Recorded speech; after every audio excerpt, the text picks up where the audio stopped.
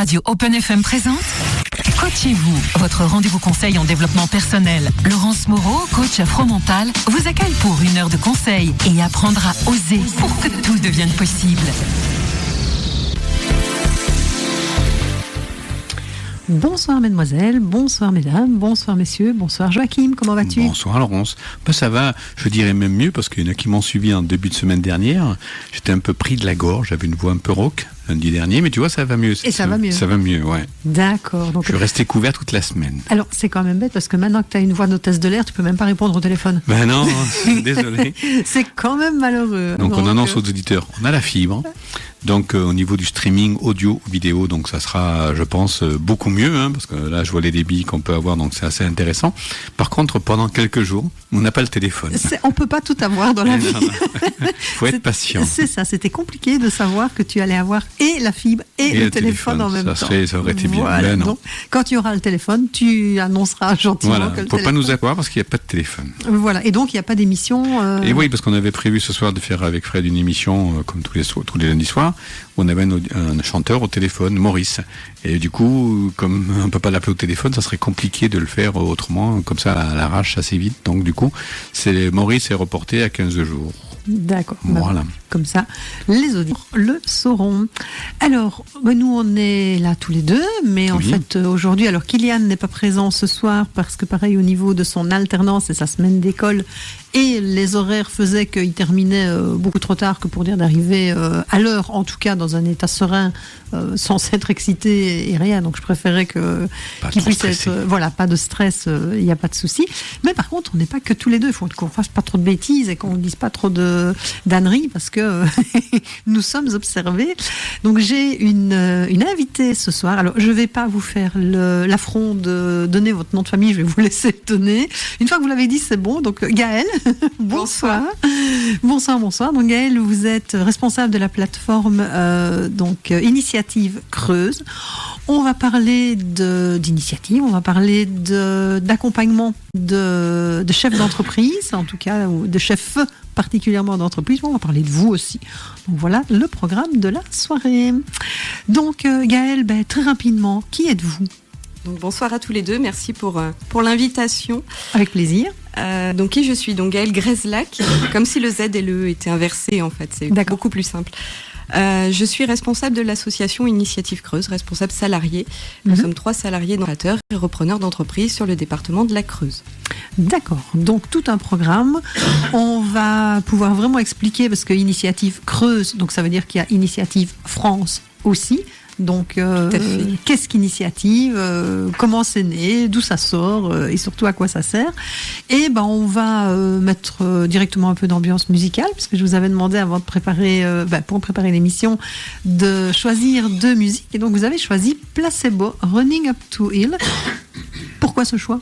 Parce que c'est une chanson que j'aime beaucoup. C'est un groupe que je suis depuis les années lycée, donc c'est un petit peu de nostalgie aussi. C'est un groupe anglais, un peu punk, mais assez soft quand même, qui fait essentiellement des reprises. Là, cette chanson est une reprise d'ailleurs d'un groupe américain que j'apprécie beaucoup et j'avais envie de la partager ce soir avec Initiative France et principalement d'Initiative Creuse, puisque c'est la plateforme que vous dirigez. Dites-moi tout. Donc Initiative France, c'est le premier réseau national de création reprise d'entreprises. C'est un réseau qui a été créé il y a à peu près 35 ans par des chefs d'entreprise du territoire qui se sont regroupés puisque le constat était clair. On n'était pas du tout en période de plein emploi, c'était un petit peu compliqué. Les gens se retrouvaient au chômage, avaient du mal à retrouver un emploi derrière et souhaitaient donc se sortir de cette situation en créant leur propre entreprise. Malheureusement, arrivés devant les banques, ils n'avaient pas forcément l'apport nécessaire. C'est normal, quand on est au chômage, on n'épargne pas facilement. Et du coup, se voyaient refuser leur crédit bancaire pour créer leur entreprise. Donc ces chefs d'entreprise se sont dit, il faut qu'on trouve une solution. Et cette solution, c'est Initiative France. En fait, c'est un réseau qui accompagne les créateurs repreneurs d'entreprises en finançant en fait une partie de leur projet, en renforçant les apports en fonds propres. Donc comment ? Par un prêt d'honneur, c'est un prêt personnel et c'est comme ça que la banque le considère comme un apport complémentaire fait par la personne. C'est un prêt sans intérêt et sans garantie personnelle, qui est remboursable sur une moyenne de 3 ans mais qui peut aller jusqu'à 5 ans. Donc Initiative France, pendant quelques chiffres, rien que sur l'année 2020, qui était une année pourtant particulière avec la crise sanitaire, qui n'était pas forcément favorable à la création d'entreprises, ni à la reprise, voilà, affiche un taux record de création et de reprise, puisque c'est, que je ne me trompe pas, mais tenez-vous bien, 31 000 entreprises accompagnées sur l'année dernière. Ah oui, quand même. Et 80 000 emplois soutenus. D'accord. Sur tout le territoire national, les dom-toms, et on a aussi un modèle qui se décline en Afrique occidentale et centrale. Donc on est partout. Initiative France, c'est 214 associations sur tout le territoire, dont Initiative Creuse. Il faut savoir que sur la Creuse, il y a une petite particularité. Nous étions 2 associations au démarrage. La première, Initiative Val de Creuse, qui était sur le bassin d'Aubusson, qui a été créée à l'initiative donc, de chefs d'entreprise suite à la catastrophe Philips qu'il y avait eu sur le territoire. Et aussi, parce que je ne vous l'ai pas dit, mais Michel Pinton, qui était maire de Felletin, les fameux ateliers Pinton aussi que tout le monde connaît, fondateur d'Initiative France. Donc c'était normal que l'une des premières plateformes naisse à Aubusson. C'est ça. Donc en 1986. Et une deuxième est née sur Guéret, avec un rayonnement sur la souterraine et plutôt voilà, sur l'ouest du département, à l'initiative de chefs d'entreprise de ce territoire-là, et derrière François Girard, le PDG de l'entreprise Sauton Industrie. Donc ces 2 associations ont fusionné en 2015, puisqu'elles faisaient le même travail, mais bon, la Creuse n'étant pas forcément le département le plus dynamique en création reprise d'entreprise, était-il vraiment nécessaire de garder ces 2 associations? Donc non. En 2015, donc François Girard et Daniel Gommet, qui avaient créé Codéchamps sur Champagnat aussi, se sont décidés pour fusionner en fait et devenir Initiative Creuse. Donc sur la Creuse, c'est le même modèle qu'au niveau national. On accompagne les porteurs de projets dans tous les secteurs d'activité. On n'a pas d'activité véritablement exclue, quelques exceptions près. Quel que soit leur profil, qu'ils soient déjà chefs d'entreprise, salariés, demandeurs d'emploi, on peut accompagner à peu près tout le monde, quel que soit le projet, quel que soit le niveau d'avancement du projet, par un financement à taux zéro. On a une mallette assez large de prêts d'honneur disponibles, qui sont soit sur nos fonds propres, soit sur des fonds européens, soit sur des fonds régionaux, soit sur des fonds d'État. Donc tous ces outils, on peut les mobiliser pour les porteurs de projets, avec un prêt moyen aujourd'hui qui est autour de 6 500 €, mais qui peut aller bien au-delà. On peut faire des prêts à plus de 30 000 € selon les besoins. Donc ça, c'est la première mission en fait, du réseau Initiative, c'est le financement pour permettre l'effet levier nécessaire et faire en sorte que la banque accompagne les porteurs de projets. Et derrière, on accompagne les porteurs de projets pendant les premières années d'existence. On ne les laisse pas tout seuls. C'est ça, il y a un système de parrainage. Et il y a un système de parrainage, il y a un système de suivi aussi, puisqu'il y a deux accompagnements. Il y a un suivi technique assuré par les salariés. Donc là où on rencontre les porteurs de projets régulièrement, on fait le point sur leur chiffre d'affaires, le niveau d'activité, la marge, la communication. Mais on a aussi un système de parrainage avec des chefs d'entreprise bénévoles ou cadres dirigeants bénévoles qui ont des compétences à partager, qui ont l'envie aussi d'accompagner ces jeunes créateurs et qui vont les accompagner pendant les 3-4 premières années qui suivent le lancement de l'entreprise. Donc c'est vraiment une épaule, c'est un soutien moral, même des fois psychologique, voilà, aider ces jeunes entrepreneurs à sortir la tête du guidon, à bien prendre en compte l'ensemble des tâches qui les incombent quand ils sont chefs d'entreprise. Ils voient souvent l'aspect production, commercialisation, mais oublient les aspects un peu moins sympas comme la gestion. C'est ça, la comptabilité. L'administratif. Exactement. Donc ils sont là aussi pour leur faire prendre conscience que tous les aspects sont importants pour réussir. Et ce modèle fonctionne plutôt bien, puisqu'au niveau Initiative Creuse, aujourd'hui, 9 entreprises sur 10 existent toujours au bout de 3 ans et 8 sur 10 au bout de 5 ans. D'accord. Par rapport aux chiffres, est-ce que vous nous avez donné les chiffres nationaux, par rapport à la Creuse justement, quelles ont été les reprises ou les créations d'entreprises sur 2020 ? Alors sur 2020, on a accompagné 49 entreprises, ce qui a permis de soutenir 109 emplois sur la Creuse, ce qui n'est pas rien. Et les prêts d'honneur représentent à peu près 565 000 € accordés sur cette année 2020. L'année 2021 s'annonce encore meilleure, puisqu'on a déjà atteint ces objectifs-là. Et il y a une antenne Initiative Hauts-de-Vienne également. Bien sûr, Initiative Hauts-de-Vienne qui est basée sur Limoges, au même titre qu'Initiative Corrèze avec qui on travaille. Et nous sommes d'ailleurs reliés les uns aux autres par une coordination régionale, Initiative Nouvelle-Aquitaine. Et d'ailleurs, on se rencontre régulièrement, alors en visio pour le moment, mais tous les 15 jours, on fait une visio tous ensemble pour coordonner en fait nos actions, qu'on soit dans les Landes, qu'on soit sur Guéret, c'est pareil, voilà. C'est ça, il n'y a pas chacun qui travaille dans son coin. Non. On suit tous le même modèle. Après, on a des petites variantes, mais on suit en fonction des différentes catégories, ou en tout cas peut-être aussi de la mentalité des différentes régions qui ne sont pas toujours les mêmes. Et des besoins des territoires aussi. Donc il se passe plein de choses en Creuse. Donc il se passe plein de choses, effectivement. C'est ça. Comment ça fonctionne maintenant ? Voilà, demain je veux entreprise. Qu'est-ce que je dois faire ? Je fais toc-toc.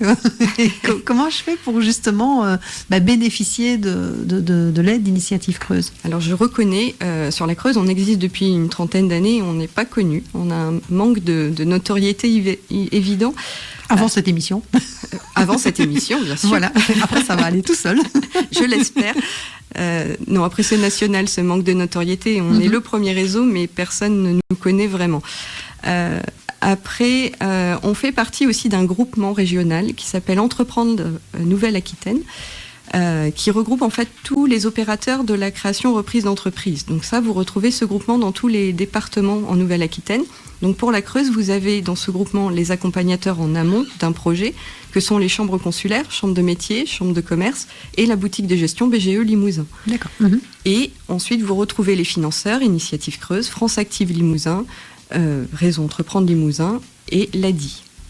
Donc chacun, on a nos spécificités, on n'intervient pas forcément au même niveau. France Active, par exemple, va faire de la garantie bancaire, avec qui nous avons un partenariat d'ailleurs, et sur la Creuse, Initiative Creuse est en capacité de monter à la fois les dossiers d'Initiative Creuse et à la fois les dossiers de garantie pour France Active, ce qui permet aux créateurs d'entreprises d'avoir un parcours simplifié aussi, puisqu'ils ne rencontrent qu'une seule personne, ne montent qu'un seul dossier, et ne passent qu'une fois au fameux comité décisionnaire sur les outils demandés. C'est ça, oui, parce qu'en fait, il y a, donc, avant de pouvoir bénéficier de votre aide, il faut faire un projet. Déjà, il faut le faire, il faut l'imaginer, il faut le créer. Et puis surtout, il faut le passer devant un comité d'agrément, parce que je pense que vous avez en plus différentes catégories d'accompagnement. Tout à fait. Et puis, c'est des étapes, en fait. Il y a un véritable parcours de l'entrepreneur.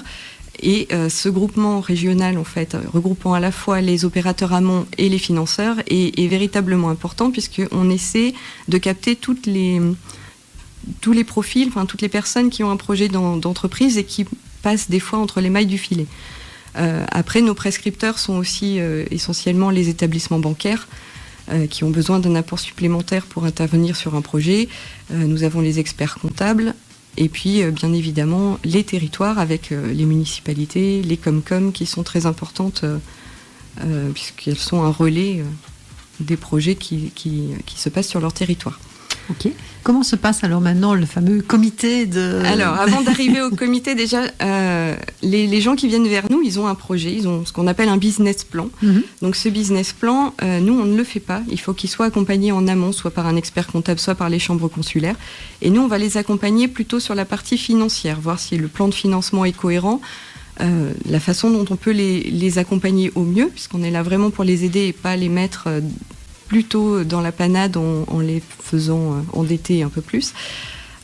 Du coup, il y a tout un travail avec eux, mais aussi en lien avec les établissements bancaires, puisqu'on regarde aussi les propositions bancaires, on regarde les garanties qui sont demandées, on est choses, et que ces gens-là partent dans des conditions qui soient presque privilégiées, qui ne manquent rien, surtout au plan de financement, pas de trésorerie, le stock soit bien évalué, tous les frais soient bien là.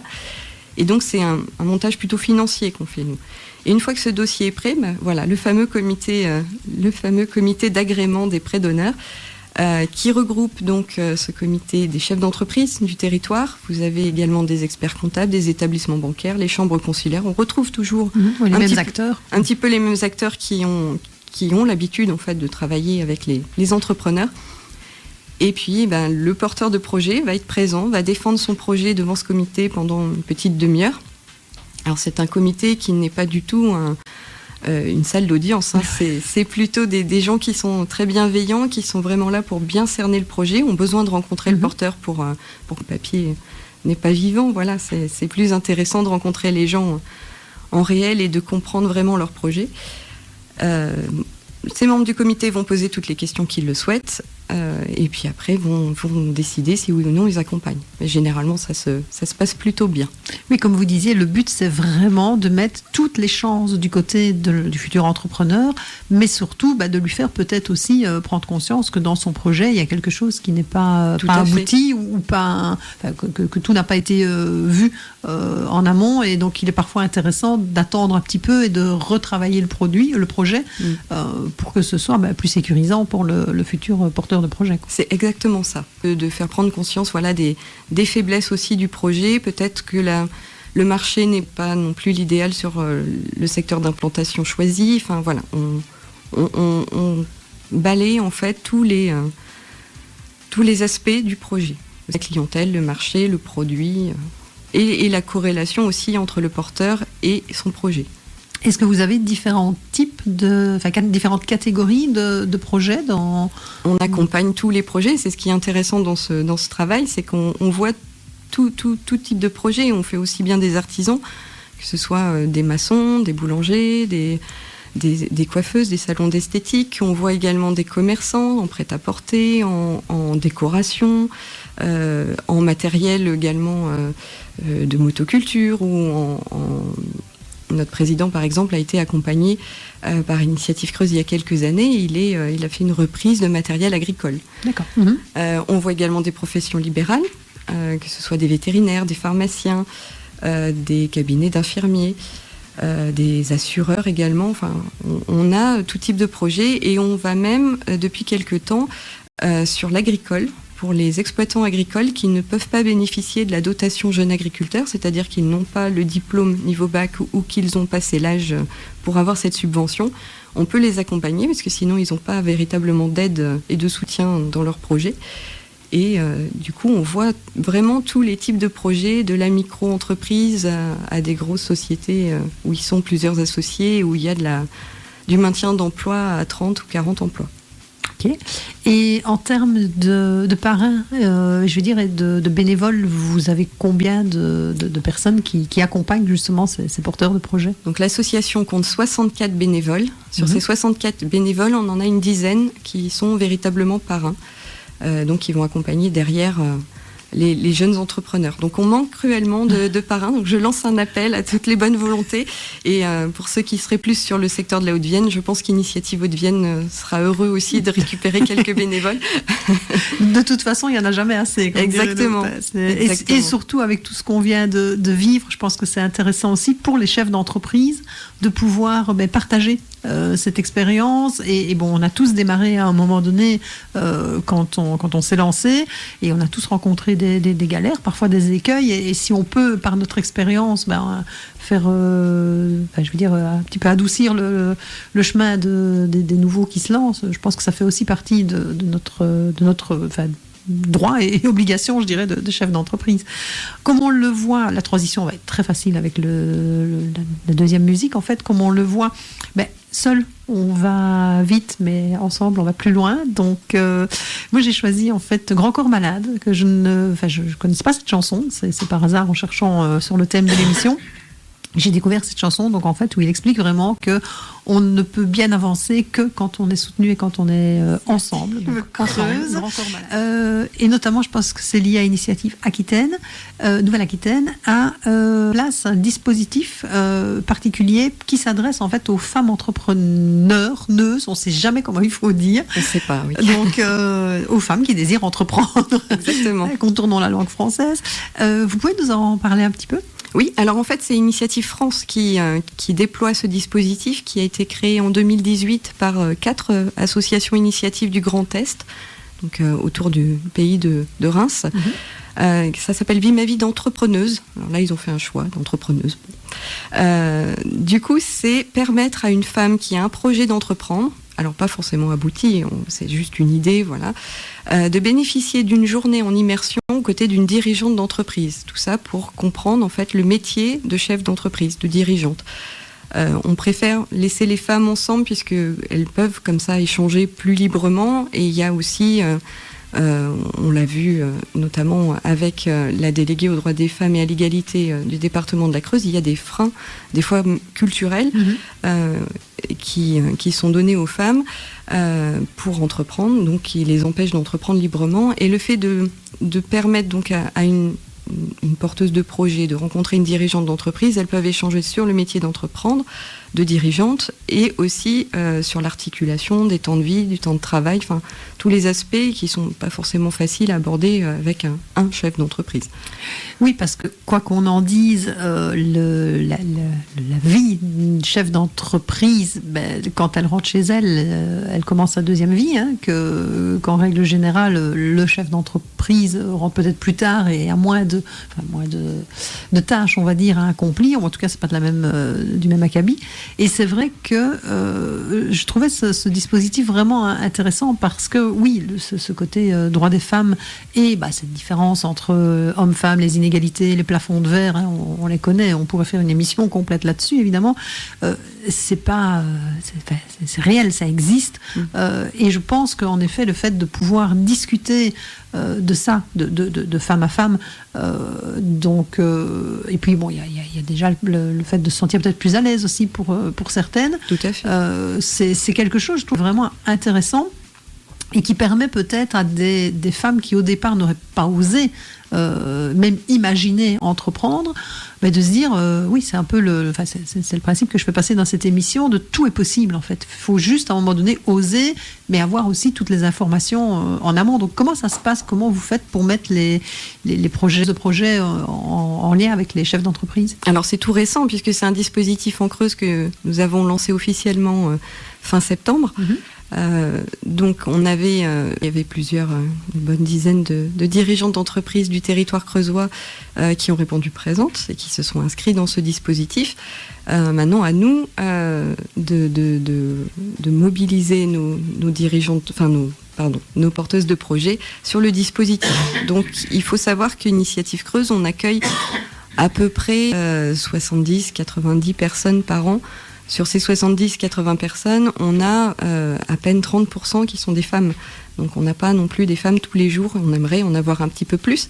Donc on espère que ce dispositif va permettre d'augmenter le nombre de femmes accompagnées, parce qu'on va augmenter leurs chances, on va leur proposer des outils qui vont peut-être les rassurer, au moins pour qu'elles comprennent comment ça fonctionne et se dire oui, je suis capable de me lancer aussi.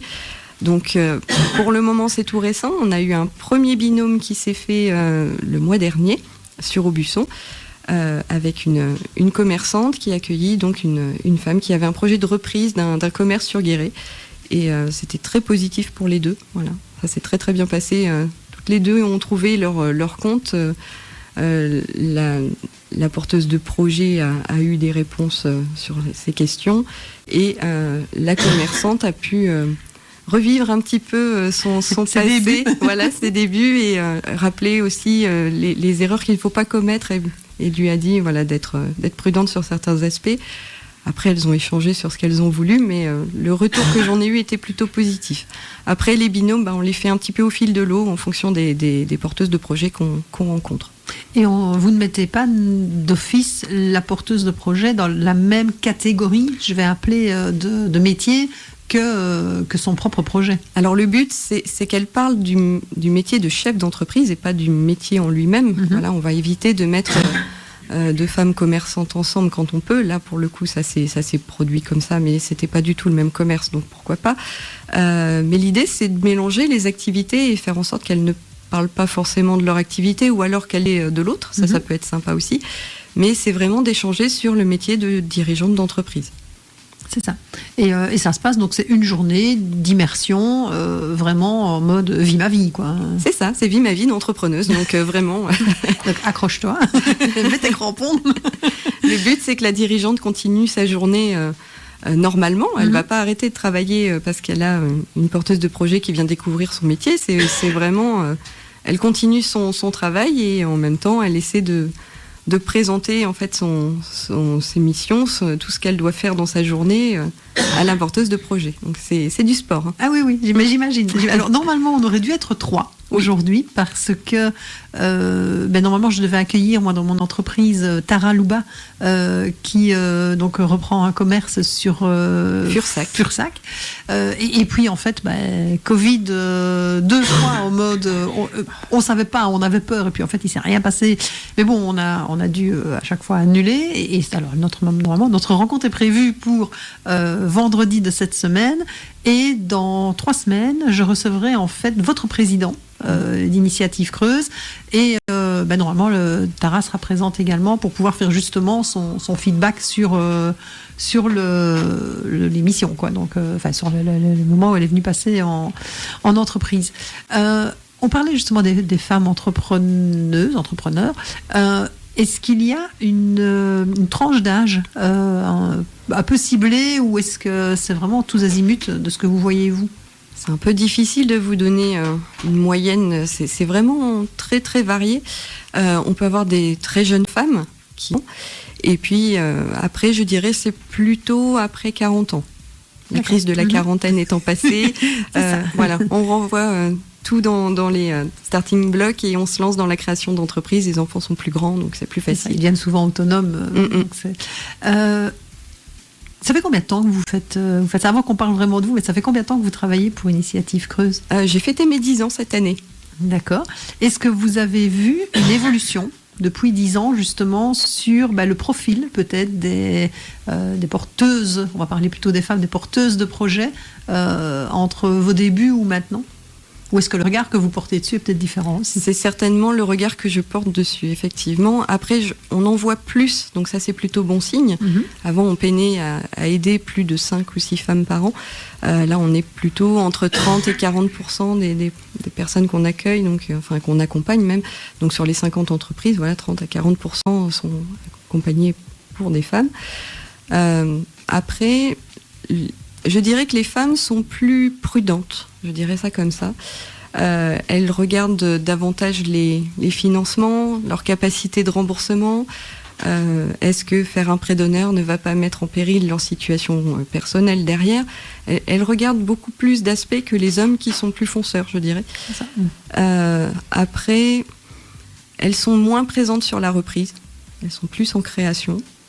Ce qui peut paraître étrange, parce que justement, elles sont plus prudentes, donc elles pourraient être plus sur la reprise, mais non, on a vraiment tous les profils. Et je pense qu'il y a peut-être aussi une notion dans la création de valorisation de soi, et de se dire je crée quelque chose plutôt que de reprendre quelque chose qui existe déjà. Moi, quand je discute avec des femmes en général entrepreneurs qui débutent quelque chose, c'est cette notion de j'y suis arrivée, quoi. J'ai créé quelque chose de A à Z, quoi. Je suis partie de rien et j'ai réussi à faire quelque chose. Mais la création est plus difficile que la reprise, du coup, puisque justement on part de rien. On part de rien, quoi.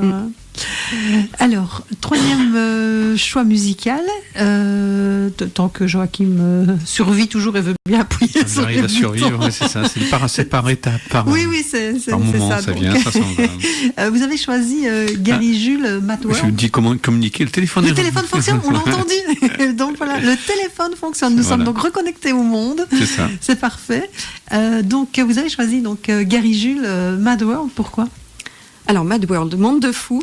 Je me suis dit pourquoi pas. Cette circonstance. Cette circonstance, exactement. Non, la chanson parle de personnes qui sont malheureuses en restant dans un moule. Mais voilà, chaque personne a un rêve quelque part. On peut s'épanouir dans ses rêves. Donc je me disais, pourquoi pas, ça correspond bien à Initiative Creuse. On peut oser entreprendre et s'épanouir professionnellement, qu'on soit un homme, une femme, qu'on crée ou qu'on reprenne. Voilà. Donc, ça peut être. Vous êtes responsable plateforme de Initiative Creuse, mais qui êtes-vous à côté de ça? D'où venez-vous? Comment avez-vous atterri il y a 10 ans à Initiative Creuse? Que faisiez-vous avant? C'était quoi vos rêves de petite fille? J'en sais rien, dites-moi tout. Alors, je suis curieuse. Par pur hasard, en fait. Même moi, je ne sais toujours pas. Du coup, pour vous expliquer un peu, donc, j'ai 38 ans, j'ai une petite fille qui va avoir 2 ans. J'habite Razé, j'ai toujours vécu sur Razé, donc je ne suis pas très loin. Mon parcours scolaire est plutôt classique. Voilà, j'ai passé un bac normal. Et puis, j'aimais une seule matière. C'était comme ça. Je n'aimais que l'histoire. Donc, j'ai été faire une fac d'histoire. Un master en poche en histoire médiévale, un mémoire publié, donc j'étais plutôt contente. Et il y a de quoi. Mais après, qu'est-ce qu'on fait? C'est ça. C'est beau l'histoire, mais qu'est-ce qu'on en fait? Qu'est-ce qu'on en fait? Du coup, l'enseignement, c'est pas trop mon truc. La recherche, c'est bien de chercher, mais à un moment, il faut aussi trouver quelque chose. J'ai un peu cherché ma voie là, à ce moment-là. Je me suis tournée vers l'Institut préparatoire à l'administration générale pour préparer les concours de la fonction publique. Je me suis dit pourquoi pas essayer de rentrer dans des structures comme la DRAC, donc pour les actions culturelles, pourquoi pas. J'ai fait une année que j'ai eue, mais c'était pas transcendant. C'était pas transcendant non plus. Surtout qu'on me disait, c'est bien, vous êtes des petits jeunes, vous apprenez à passer votre concours, on vous donne les tuyaux, et puis arrivé au concours, vous pouvez prendre la place de quelqu'un en poste depuis 20 ans. C'était pas trop mon truc. Voilà, je me retrouvais pas dans ce secteur-là, donc je suis revenue sur la valorisation du patrimoine. J'ai fait un deuxième master en valorisation du patrimoine rural, donc un master professionnel là pour le coup, où je me suis dit c'est un peu mieux parce qu'on met un pied dans le monde du travail, donc c'est déjà. Alors j'avais quand même un travail alimentaire à côté, j'étais chauffeur-livreur de médicaments que j'ai fait pendant presque 10 ans, donc ça m'occupait bien aussi. Et du coup, ce master m'a permis de réaliser 2 missions en cours d'année. La première, donc, pour une communauté de communes dans la Vienne qui avait besoin d'un diagnostic territorial. Donc là, c'était un projet de promo. On était tous dans la promo à travailler sur ce projet-là. Donc un diagnostic des habitants, des commerces, des transports, faire le point de tout ce qui existait et puis proposer des améliorations, comment faire mieux connaître les services de la communauté de communes. Enfin, c'était un truc où on s'est bien amusé, Blanche en plus des élus, donc c'était très bien. Et puis un deuxième projet pour la municipalité de Solignac, dans le sud de la Haute-Vienne. Donc ça, c'est un projet qui me tenait un peu plus à cœur, puisque mon projet de master en histoire médiévale portait déjà sur l'abbatiale de Solignac. Donc revenir à Solignac quelques temps après, c'était chouette. Et là, pour le coup, ça s'est passé un peu bizarrement, puisque qui avait signé ma convention de stage n'avait pas été réélu quand je suis arrivée pour mon stage. Et il n'avait pas fait passer le mot sur quel projet de stage je pouvais faire. D'accord. Donc la maire en place, nouvellement élue, complètement perdue à l'idée de me donner quelque chose, ne savait absolument pas. Donc m'a laissé carte blanche, m'a dit fais ce que tu veux et on sera d'accord, voilà, parce qu'il ne savait absolument pas. Donc j'ai passé 15 jours à aider la personne de l'office de tourisme. J'ai même pu profiter des associations locales et avoir une visite en VIP de l'abbaye, donc ça c'était très bien aussi. Tout ça pour me poser quand même sur un projet concret qui était de réhabiliter un ancien moulin qui était sur la Briance au pied de l'abbaye de Solignac. Donc c'était un moulin dont la mairie avait hérité et il n'avait pas véritablement de fonction, ce moulin. Et il voulait faire un lieu de vie pour les habitants. Donc j'ai étudié plusieurs pistes, j'ai rencontré plein de partenaires. J'ai chiffré un projet, je leur ai proposé quelque chose et aujourd'hui, ça fait 2-3 ans déjà, le moulin est aujourd'hui un vrai lieu de vie pour les habitants. Ils n'ont pas respecté à la lettre parce qu'ils ont mis leur petite touche personnelle et ça c'est très bien, mais le projet a vu le jour, donc c'est génial de pouvoir faire un stage et qu'en plus ça soit un stage qui soit vraiment concret. Et qui en plus d'une certaine manière vous ramenait à vos premières amours, l'histoire et comment valoriser le patrimoine Tout à fait. Français. Quoi. Donc du coup, une fois ce projet fini, on se dit, voilà, on a 25 ans, c'est bien, on a 2 masters en poche, mais à un moment, encore, il faut bien travailler. Donc j'ai décidé d'arrêter les études là, ça suffisait, et de chercher du travail. La première mission qui est apparue, c'est la Maison des Jeunes et de la Culture de la Souterraine, qui m'a proposé de faire un diagnostic sur les besoins des adolescents du pays Ouest-Creuse de l'époque, donc autour de Dun-le-Palestel, la Souterraine, Bénévent-l'Abbaye et Grandbourg. Donc c'était une mission normalement de 6 mois, ils m'ont gardé quand même 1 an, mais c'était un contrat aidé, donc il a fallu que ça s'arrête à un moment, mais c'était plutôt sympa de rencontrer tous les acteurs du territoire, aussi bien aller à la rencontre des adolescents pour demander quelles étaient leurs attentes, aller rencontrer les élus, aller rencontrer les associations. Donc c'était vraiment sympa comme boulot, mais bon, ça s'arrête aussi, fin de contrat, voilà. À un moment, c'est plus aidé le contrat, donc il faut changer. Et puis, quelques temps après, j'étais chauffeur-livreur toujours de mes médicaments. Ma mère m'appelle et me dit, écoute, sur Pôle emploi. Et puis, quelques temps après, je reçois un coup de fil. On vous remercie de votre candidature. Est-ce que vous êtes libre pour un entretien? Alors, déjà, mince, c'était quoi cette candidature? Le grand classique de on a envoyé plein de trucs, on ne sait plus qui. Alors, vous êtes qui? Rappelez-moi. Exactement. Et du coup, donc je vais à l'entretien. Alors, tous les signes étaient contre moi ce jour-là, puisque je monte dans ma voiture, la batterie tombe en panne. Ça va que j'ai pu récupérer la voiture de ma mère qui ne travaillait pas ce jour-là exceptionnellement. Donc voilà, j'arrive, il pleuvait des cordes, je me suis perdue, je suis arrivée trempe de chez trempe. En mode caniche, quoi. Exactement. Donc je me suis dit, là, de toute façon, j'ai pas le profil, je suis trempe, il n'y a rien qui va, donc normalement, c'est bon, ils me prennent pas. En plus, je passais en premier, c'était très tôt le matin, je m'en souviens. Du coup, c'est le président, donc Monsieur Girard, le président de l'époque, et le vice-président Monsieur Conchon qui m'ont accueilli. Donc deux monsieur quand même assez charismatiques. Je me suis dit mince. Pas du tout intimidant, quoi. Pas du tout. Après, je me suis dit bon, qu'est-ce que je risque? Ils vont pas me prendre de toute façon, donc. Alors, je l'ai joué en mode extrêmement détendu. C'était la première fois que je faisais un entretien d'embauche aussi détendu, en me disant de toute façon, ils me prendront pas.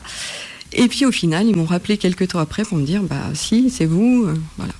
Donc je suis arrivée à Initiative Creuse comme ça, sans jamais comprendre vraiment pourquoi. J'ai posé la question à Monsieur Girard, qui m'avait dit vous aviez rempli tous les critères, donc mais je crois que je ne saurais jamais pourquoi. Quel critère? Quel critère? Et en fait, sur vos 10 années de travail, qu'est-ce qui vous fait avancer? Qu'est-ce que vous aimez dans votre métier? Qu'est-ce que vous aimez peut-être un peu moins? C'est un métier passionnant, on rencontre plein de gens, on rencontre tous les porteurs de projets, tous les jours on découvre un métier, on découvre la façon dont les gens aussi voient leur métier, leur parcours. C'est très riche, c'est un métier très enrichissant. Alors, en dehors des porteurs de projets, on rencontre aussi nos financeurs, on rencontre nos partenaires, toutes les plateformes initiatives, mais aussi tous les autres financeurs qui participent à la vie des entrepreneurs sur le territoire. Donc, c'est un métier très très riche, on s'ennuie pas, jamais. Ça, on ne fait jamais la même chose, donc ça c'est formidable. Donc, c'est agréable de se lever le matin et de se dire tiens, qu'est-ce que je vais découvrir aujourd'hui? Qu'est-ce que vous avez appris sur vous? Sur ces 10 années au sein d'Initiative Creuse? J'ai beaucoup évolué. Avant, j'étais une personne plutôt renfermée, assez discrète. J'avais pas forcément l'habitude d'aller vers les autres. Et puis, quand on est au pied du mur, voilà, il faut rencontrer des porteurs de projets. On est tout seul, on n'a pas le choix, qui nous posent plein de questions auxquelles, au début, je vous assure, je ne savais pas quoi répondre. Quel statut juridique choisir quand on ne sait même pas ce que ça statut juridique. Mais du coup, j'ai beaucoup évolué. Du coup, j'ai changé. Voilà, j'ai maintenant plus l'habitude d'aller vers les autres, de les conseiller. Voilà, on prend un peu d'aplomb aussi. Et le fait de rencontrer tous ces partenaires, on voit des gens de tout niveau. Enfin, on a rencontré il y a quelques années notre président national qui était venu pour l'anniversaire de notre réseau au niveau Limousin, à l'époque, qui était Louis Schweitzer. On ne rencontre pas Louis Schweitzer tous les jours. Donc c'est très intimidant, mais après on s'y habitue presque en fait. C'est ça qui est chouette. C'est quoi votre plus beau souvenir ou le plus émouvant dans les accompagnements ou dans les rencontres que vous avez fait Le plus beau souvenir. Après, on en a plein des beaux souvenirs. Enfin, quand on voit un porteur de projet qui a un parcours un peu difficile, on l'aide, où le projet met longtemps parce que c'est pas un projet facile. On passe du temps, on essaie de bien caler les choses avec lui, de bien modifier les choses. On peut passer. Enfin, moi, j'ai vu des projets où j'ai accompagné les gens pendant 2 ans, 3 ans. Donc, on s'y attache à ces gens-là. Je veux dire, ça crée des liens. Ça crée des liens. Et quand finalement ils y arrivent, et puis qu'on les voit réussir et qu'on les voit s'épanouir, ça c'est une belle réussite. Et ça, on est content. Ça, j'imagine. Qu'est-ce que vous dites ou qu'est-ce que vous diriez à justement quelqu'un qui hésite à se lancer comme entrepreneur, homme ou femme, même combat? Alors, je peux comprendre qu'on hésite. C'est pas forcément facile. Il y a en plus la situation actuelle qui fait qu'on se pose beaucoup de questions. Mais je pense qu'avant d'hésiter vraiment sur soi, il faut rencontrer les opérateurs, type les chambres consulaires, discuter de son projet et voir quelles sont vraiment les vraies raisons de son hésitation. Parce que des fois, c'est juste des freins personnels et pas forcément des freins de projet. Les projets sont souvent très bien et les gens qui doutent, c'est surtout sur eux qui doutent. Si vous aviez une baguette magique, qu'est-ce que vous feriez dans votre métier ou qu'est-ce que vous changeriez ou qu'est-ce que vous feriez de cette baguette magique? À essayer d'accompagner le plus de monde possible. Je trouve qu'on n'en accompagne pas assez. Une 50aine d'entreprises, je suis sûre qu'on a un potentiel pour faire un petit peu plus. Bon, je dis pas qu'on en fera une centaine, mais qu'on puisse en faire un petit peu plus et puis faire en sorte que ceux qui ne tiennent pas le coup y arrivent. Ça serait chouette. C'est ça. Qu'est-ce que vous avez retenu de cette année et demie justement qui vient de se passer par rapport justement peut-être aux porteurs de projets qui, pour certains qui ont démarré en phase Covid, qu'est-ce qui vous a marqué sur cette année et demie de difficultés? Je trouve que les entrepreneurs ont fait preuve d'une grande originalité, une grande imagination pour trouver des solutions justement pour pas se laisser abattre. Outre ceux qui ont été obligés de fermer, mais qui ont eu des aides à côté, mais qui n'ont pas toujours été suffisantes, mais il y en a beaucoup qui ont fait preuve quand même de beaucoup d'originalité, qui ont réussi à se réinventer. Ça, c'était vraiment un bon point. On voit que les gens ont beaucoup d'imagination. Et sur la Creuse, je dirais, on voit, nous, un nouveau public. On voit les gens des grandes villes qui désertent les grandes villes et qui viennent s'installer en Creuse parce que c'est le nouvel Eldorado français. Bientôt, vous serez submergés. Bientôt, on aura 200 dossiers par an. Ah, je vous le souhaite. Mais il va nous falloir des parrains et des marraines. Mais c'est vrai qu'on voit de plus en plus de gens. Alors, la région parisienne, ça a toujours été... on a toujours eu un flot continu de quelques personnes issues de la région parisienne, mais on voit des Lillois, des Lyonnais, des Toulousains, voilà, qui viennent de plus en plus vers la Creuse et qui s'installent dans des métiers qui ne sont pas du tout ceux pour lesquels ils étaient faits. Voilà, c'est des gens généralement d'une formation supérieure, des cadres supérieurs, qui lâchent tout et qui viennent en Creuse pour faire du commerce ou du maraîchage. Aller élever des chèvres dans le Larzac. Et maintenant c'est la Creuse. C'est ça, c'est aller planter des petits pois dans la Creuse. Exactement. Qu'est-ce que vous si vous aviez la possibilité de donner trois outils ou 3 conseils à votre petite fille, elle est encore jeune, mais jeune. Oui. Voilà, qu'est-ce que vous lui donneriez comme outil, comme elle, pour se lancer dans la vie en règle générale? Dans la vie en règle générale, d'avoir ses principes et de les suivre, de rester elle-même, ça c'est sûr, c'est important. De suivre ses rêves. Voilà, moi j'ai suivi mon rêve d'histoire, ça mène quand même quelque part. Voilà. Il ne faut pas hésiter, faire ce qu'elle a envie. Et puis être heureux, voilà. Il n'y a pas forcément se fixer sur le regard des autres et pas forcément rester dans un moule, mais faire ce qu'on a envie de faire et tant qu'on est heureux de le faire. Parfait. On est à un mois des fêtes. Qu'est-ce qu'on peut vous souhaiter, Gaëlle, pour 2023 23 déjà 2022. Oui, mais j'anticipe, moi, je suis toujours là, c'est pas un mois, c'est un an. Alors 2022 dans un premier temps. C'est pas de journée, c'est compliqué. Déjà qu'on sorte un petit peu de cette crise sanitaire qui nous plombe un peu tous et qu'on puisse reprofiter de la vie un peu comme avant. Voilà. C'est pour ça que je disais 2023, parce qu'en 2023 on y arrivera. Il y a des chances, on le souhaite. Il y a des chances, clairement. Merci beaucoup. Merci à vous. Pour cet entretien. Comment vous avez vécu, parce que c'était votre première radio? Ma première, oui, je suis. Comment vous avez vécu cette émission et qu'est-ce que vous en retirez? Un peu stressée quand même, voilà, pas forcément à l'aise dans l'exercice, mais une nouvelle aventure, voilà. Super. Et donc, maintenant, on sait que l'émission va pouvoir permettre aussi de faire la promotion d'Initiative Creuse et surtout du dispositif Vie ma vie d'entrepreneuse. Donc, on aura la chance de recevoir, je crois que c'est dans 3 semaines, votre président, qui viendra aussi parler lui de son parcours, parce que visiblement il a un parcours assez atypique. Et on aura Tara qui viendra nous proposer aussi son. Pour terminer, en fait, j'avais choisi une chanson, alors d'une chanteuse que je ne connais absolument pas du tout. Je ne sais pas si toi tu la connais, Joachim. Samantha Neves, je ne sais même pas comment il faut le dire. Qui chante en fait Oser. J'ai trouvé que les paroles étaient vraiment en accord avec ce qu'on dit, dans le sens où à un moment donné elle annonce laissez-moi me planter, laissez-moi me tromper, c'est pas grave, je me relèverai, et puis au final ça me donnera jamais que de l'expérience en plus. Je trouvais que c'était vraiment dans le thème de l'émission. Donc, merci beaucoup. Vous pouvez redonner peut-être les coordonnées pour Initiative Creuse ? Oui, tout à fait. Donc, on est à la Maison de l'Économie, 8 avenue d'Auvergne-à-Guéret, donc là où se situe la Chambre de commerce, la Chambre de métier. On a un site internet, initiative-creuse.fr, une page Facebook, donc on nous trouve facilement. D'accord, donc n'hésitez pas, il y a toujours de la lumière. Exactement. Pas à pousser la porte, quoi. Donc, Gaëlle, en tout cas, merci beaucoup. Merci à vous. Et Joachim, soigne-toi. Ouais, parce que j'ai besoin de toi la semaine prochaine. C'est pas encore tout à fait bien remis. C'est ça, mais c'est bon, pas encore tout à fait remis. Donc demain, en mode, tu te tais. C'est ça, je vais faire une semaine abstinence. C'est ça, une semaine de silence. Ça, je voudrais bien voir, tiens. Ça va être compliqué. Et donc, bonne soirée à toutes et tous. Et